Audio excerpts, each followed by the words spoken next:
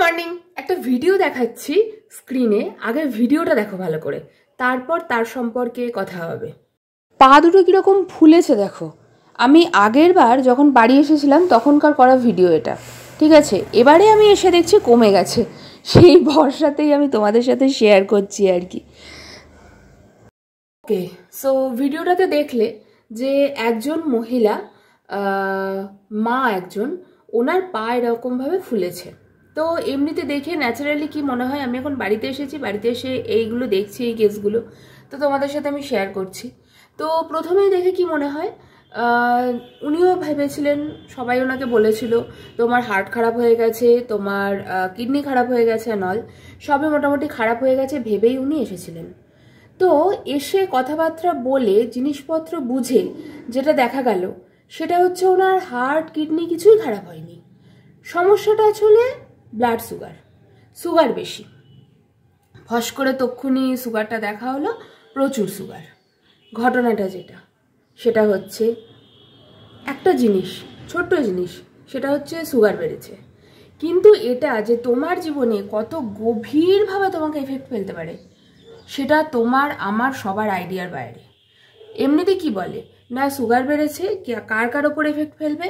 চোখ, nerve, skin. অনেক দিন ধরে আনকন্ট্রোলড টাইপ 2 ডায়াবেটিস মেলিটাস, তার জন্য স্কিনে যে কত কত রকম সমস্যা হয় তা তো তোমরা আমার চ্যানেলে, মানে আমার ফেসবুক পেজে তোমরা বহু দেখেছো।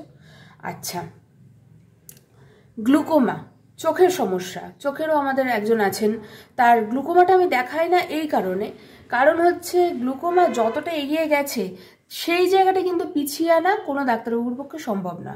গ্লুকোমা কি করা হয়, যতটা এগিয়ে গেছে সেইটার পর যাতে আর না এগোয়, আর যাতে না ফার্দার ক্ষতি হয়, সেই চেষ্টাটা, সেই কাজটা আমরা করতে পারি।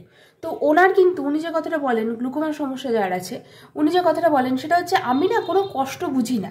আমাকে যে সবাই বলছে, আমাকে যে বলছে, তো বলছো তোমরা, উনি আমায় বলেন, আমাকে যে বলছো তোমরা যে আমার এই এত পার্সেন্ট নষ্ট হয়ে গেছে, এত পার্সেন্ট নষ্ট হয়ে গেছে, আমি কিন্তু কোনো কষ্ট বুঝি না। এটা হোমিওপ্যাথির কামাল।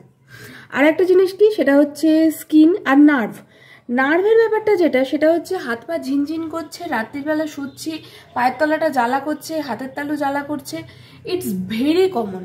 ঠিক আছে, শুচ্ছি, শোয়ার পর না আমি মাঝে মাঝে কেঁপে উঠি, ইটস ভেরি কমন।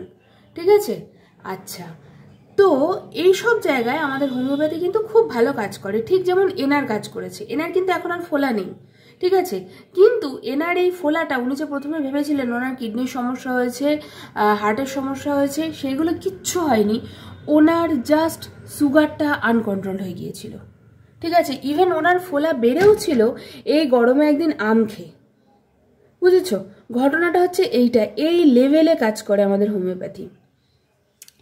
ইভেন এখন মানে রিসেন্ট আমি কয়েকজন পেশেন্ট দেখলাম, তারা এই জন্য আসছেন যে আমি তো জানি আমার এরকম সুগার বেশি, তো আপনি আমাকে হোমিওপ্যাথি প্রোটোকলে নিয়ে আসুন। কারণ আমি যে 7 বছর 8 বছর ধরে, রিসেন্ট আমি যে কালকে দুজনকে দেখলাম, তার মধ্যে একজন বললেন আমি 8 বছর ধরে সুগারের ওষুধ খাচ্ছি, একজন বললেন আমি 2 বছর ধরে সুগারের ওষুধ খাচ্ছি।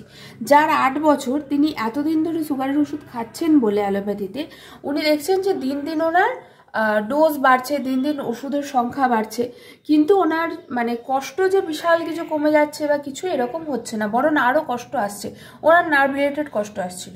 তো ওই জন্য উনি আমাকে বললেন যে আপনি হোমিওপ্যাথি প্রোটোকলের মধ্যে আমাকে সুগারের ট্রিটমেন্ট করুন।